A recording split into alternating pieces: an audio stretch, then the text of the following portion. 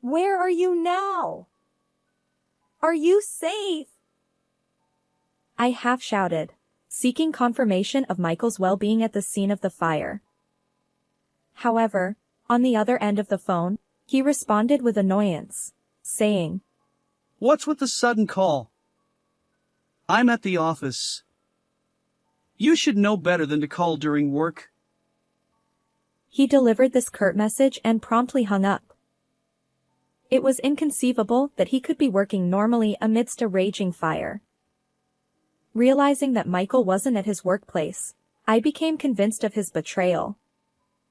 I decided to carry out the plan I had prepared earlier. I am Olivia Brown, 29 years old. As a nurse working in a hospital, I face numerous patients every day. Throughout my life, I've been called thoughtful and helpful, and even now as an adult, I enjoy assisting others. That's why I consider nursing to be my calling. In my life, I have a beloved husband whom I've been married to for 2 years. We're currently enjoying our married life together in Michael's company housing. 3 years ago, I met Michael through a mutual acquaintance.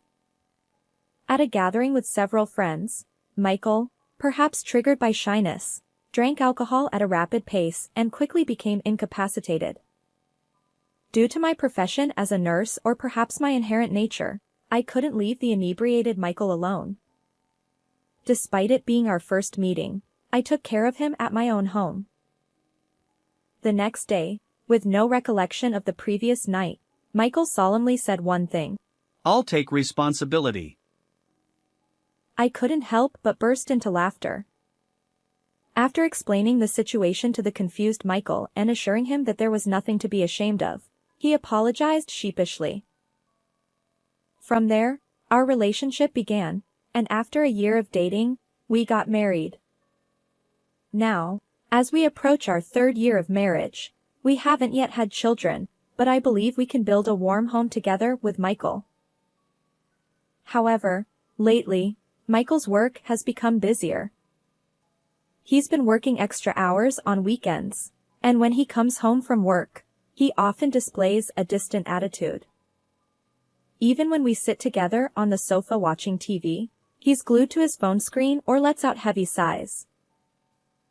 Initially, I wondered if I had done something to upset him. I reflected on my actions, but I couldn't pinpoint anything specific. Gradually, I grew concerned about Michael's well-being. I started researching nutritionally balanced menus and began preparing more substantial lunchboxes and dinners.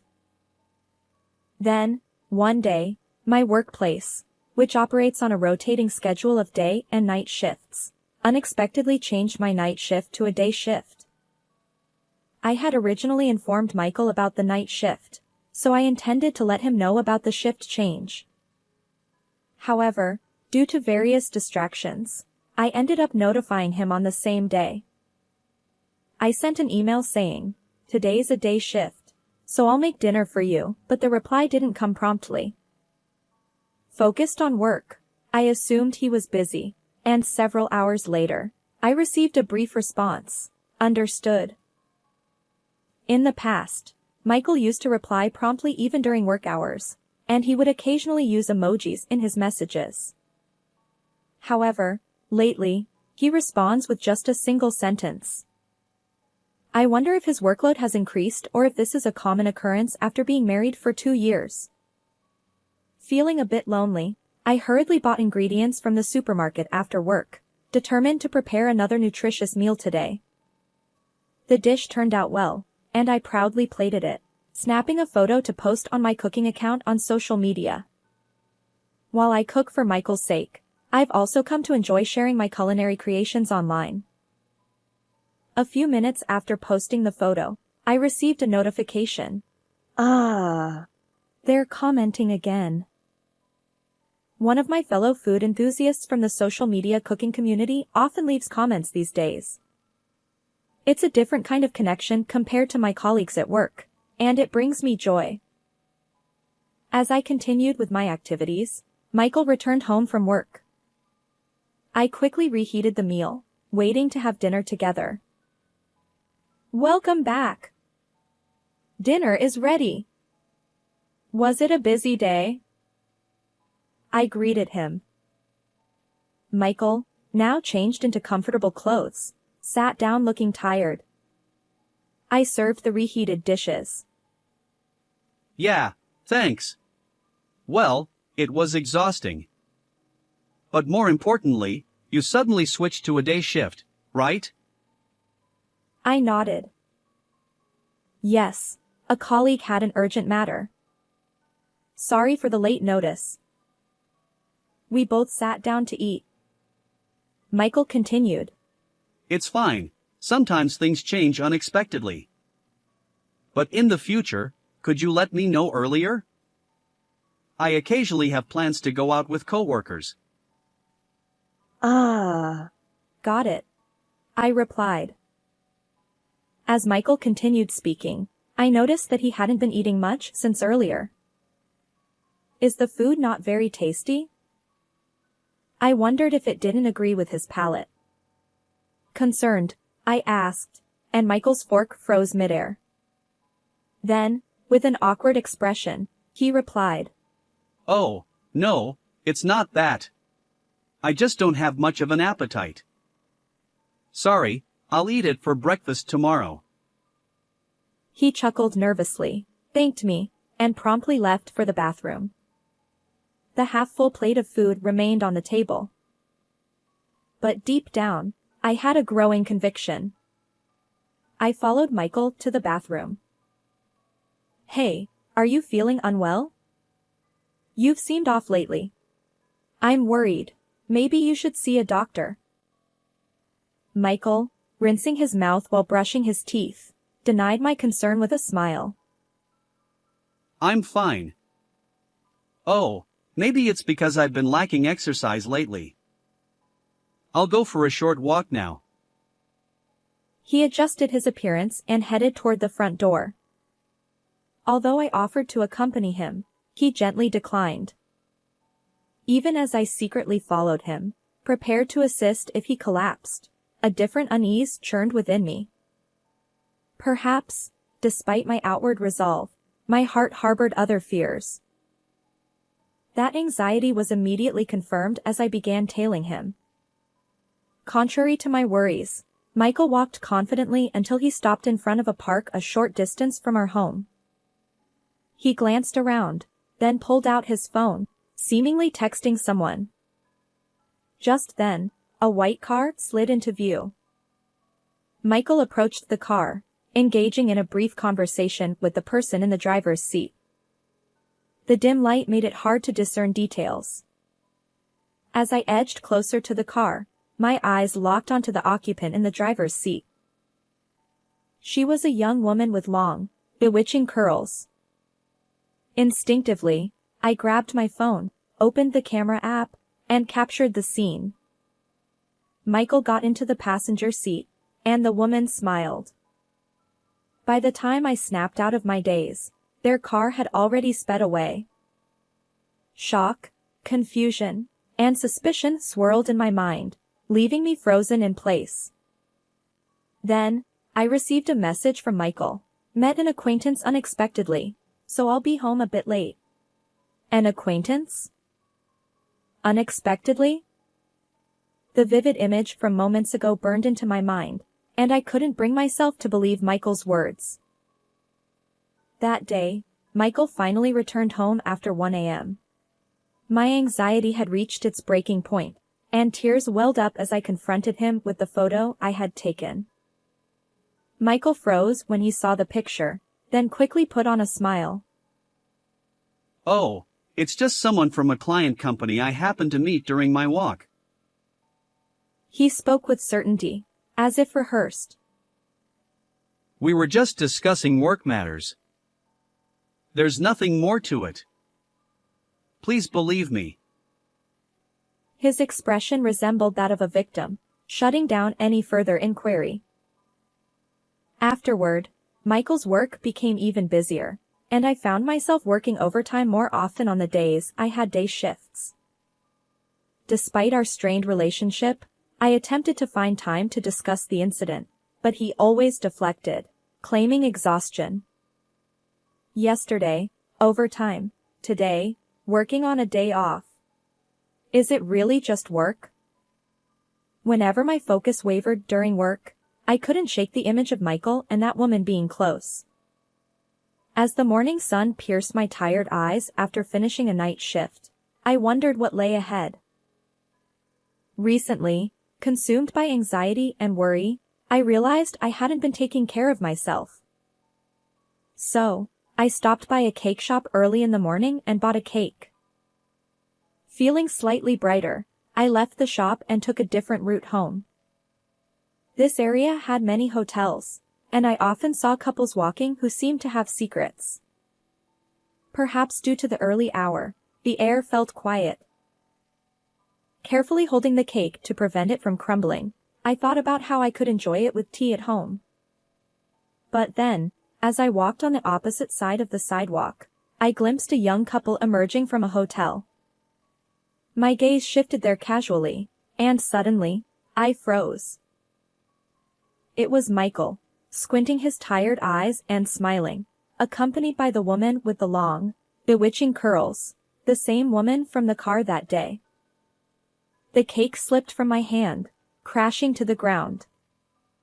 At that moment, my mind fixated on one mission. I need evidence. Trembling, I pulled out my phone, aimed it at their smiling faces, and snapped a photo. The two of them looked like lovers. My heart raced, and a cold sweat broke out. Michael had been lying after all. As I stared at the fallen cake box and the photo of the two of them, a thought formed in the corner of my mind. We can't be together anymore. The series of events transformed my suspicions about Michael into certainty, and the word divorce began to feel real one day.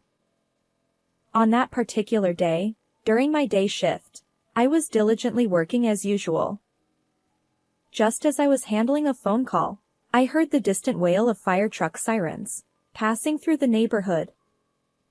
It wasn't just one fire truck. There were 2 or 3, which made me worry that there might be a fire nearby. After finishing the call, I caught my breath, and 2 colleagues who had been in the patient's room returned, whispering. It's scary, isn't it? I asked if something had happened, suspecting trouble. One of my colleagues leaned in and said, There's a fire at Company A. A patient we passed in the hallway mentioned it. Company A fire. The moment I heard those words, a cold sweat ran down my spine.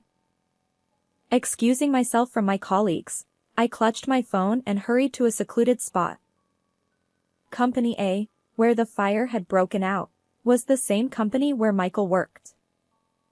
Please, I prayed silently, as I dialed his number. Today, just like every other day, I had seen him off in the morning as he left for work. Since the incident, we rarely crossed paths at home, and our conversations had dwindled. But I never missed our morning farewell. Please, answer. As if my prayers had been answered, I heard Michael's voice on the other end after a few rings. Yes. Where are you now? Are you safe? I half shouted, seeking confirmation of Michael's well-being. But he responded with annoyance, as if inconvenienced. What's with the sudden call? I'm at the office. You should know better than to call during work. He delivered this curt message and promptly hung up, leaving only the disconnected tone echoing in my ear. Although relieved that he wasn't caught up in the fire, a significant unease settled within me. How could he be working normally amidst such a crisis at his workplace? And his words and attitude, dismissing my concern, fueled my growing anger. Michael was likely not at his workplace now. I had seen him off as usual this morning, but where he was headed probably wasn't the office. Since we got married, I had unknowingly bid farewell to Michael as he went to meet another woman. In the corner of my vision, I caught a glimpse of those bewitching, flowing curls. Determined, I dialed a certain person from my phone. After safely finishing work, I hurried home and began gathering all the furniture and appliances throughout the house. Just then, the intercom buzzed with a ding-dong. When I opened the door, it wasn't Michael standing there but a friend from university. This friend knew about Michael's situation and had volunteered to help with my escape. Despite my last-minute request for assistance with moving, my friend graciously accepted. "Thank you so much. I'll treat you to something next time," I said apologetically. My friend replied with a smile. You've been through a lot. I'm always here to help. It warmed my heart to have such a good friend. Together, we carried out the furniture and appliances, loading the car with clothes I had already sorted weeks ago. The room, once filled with furniture and appliances I had used since my single days, now appeared empty and desolate. As I gazed at the space, I questioned myself once again. Did I have any lingering attachments to this life? No, I didn't. Without looking back, I confidently turned on my heel and headed toward an apartment near my workplace. Actually, after witnessing Michael leaving a hotel with another woman that day, I went straight to a real estate agency. Although I hadn't firmly decided on divorce, I had already rented an apartment just in case. I thought it was a wise decision. Once I moved my belongings into the apartment, I began unpacking. Then, I suddenly remembered something and pulled out my phone. I held it to my ear, waiting for the automated voice guidance to start. A few hours later, after finishing the moving process, I took a break. That's when a call came through an app. The caller ID displayed Michael. I exhaled and answered after a brief pause. Michael's voice sounded frantic on the other end. Olivia, where are you now? The house is empty, and my phone isn't working. What's going on? I replied matter-of-factly. I took my belongings because most of them were originally mine. And about the phone, it was registered under my name, so I canceled it. His urgency came through the phone, but I remained composed. Besides, can't you use your phone? I asked. Michael stammered. Well, I can only use an app when connected to Wi-Fi. But wait, you're not seriously running away, are you? This has to be a joke. At this point, Michael still seemed unable to fully grasp the situation, and my frustration grew. Hey, are you seriously saying that? Don't act like you forgot the daytime call. A person at work wouldn't be calmly doing their job in the midst of a fire. I struggled to keep my voice steady, and then I asked the question I had wanted to know all day, or perhaps even longer. Where were you instead of going to the office? Who were you with? Michael hesitated, swallowed audibly, and finally broke the silence. His words confirmed what I had suspected.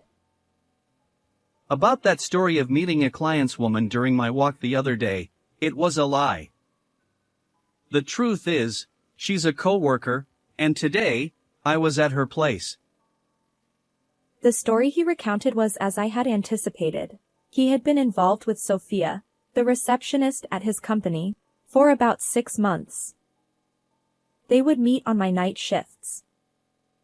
However, lately, Sophia had become demanding, so he had lied about working overtime or being on a day off just to see her. And today, they had both taken a day off, spending time at Sophia's place. But when the company called Sophia's phone, they learned about the fire. Michael laid it all out, yet even then, he pleaded over the phone. Please forgive me. I thought. Don't joke around. Finally, Hearing the truth from your own mouth was a relief. Although our marriage was short, I had desperately tried to build a good home. I understood that Michael was trying to stop me with a wait, but I ignored it and stated firmly, I ask you to divorce me due to your infidelity. Let's discuss alimony through our lawyers. Goodbye. Despite Michael's apparent desire to say more, my unwavering stance left him with only a resigned yes in response. Subsequently, the fire at Company A made headlines in the local news, reaching a significant scale. But what caught me off guard was the revelation that the perpetrator was Michael's affair partner, Sophia.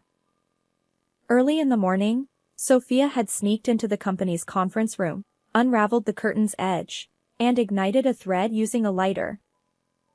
The fire rapidly consumed the entire curtain, leaving the conference room in ashes. Fortunately, the building itself suffered only partial damage. Surveillance footage confirmed Sophia's guilt. As for her motive, she explained, The married man I was seeing wouldn't divorce his wife, and even threatening to expose our relationship at work didn't work. I felt this extreme action was necessary. Honestly, I couldn't understand why she would commit a crime just to win Michael. According to Sophia's colleagues, she often complained about feeling lonely. Did she believe that obtaining a married man, who seemed to have everything, would fill her own loneliness? But as I thought about it, I realized that feeling alone even when together with someone was far more painful. Since the divorce discussion, I hadn't directly contacted Michael, but we proceeded with the legal process through our lawyers. Amidst all this, I heard about Michael's situation at work. After the fire incident, Michael, who genuinely knew nothing, was shocked when the company's HR informed him of the truth. Sophia was promptly arrested, and news of their affair spread rapidly within the company. Colleagues likened the incident to the one that occurred in a New York City Bronx nightclub in 1990, where a man intentionally set a fire because he wanted to meet his ex-lover. They referred to it as the Happy Land arson incident. Hearing this, I felt a twinge of sympathy, but ultimately, Michael's choice to be with another woman was his own doing.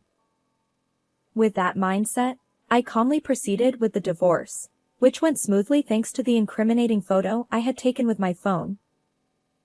Additionally, Michael paid the alimony from his severance package. Having completely severed ties with Michael, I've been thoroughly enjoying my new apartment, which has become my cozy haven. Perhaps there were moments when I neglected myself, prioritizing caring for others. While continuing my nursing job, I've now carved out time for myself, especially relishing the joy of cooking, which had been my favorite pastime during my marriage. In the morning, I opened the window of my apartment, letting in the fresh air. As I glanced outside, I saw a family of 3 walking together, seemingly close. Strangely, I felt no regret at this moment. Instead, excitement about what lay ahead filled me. Just then, my phone buzzed, and when I checked the screen, I couldn't help but smile. The person I had connected with through my cooking account on social media had become a close friend since that incident. Today, we had plans to cook together. I replied to the message, "I'll be waiting," and immediately started preparing for our cooking session. How did you find this story? If you enjoyed it, consider subscribing to my channel. Until next time.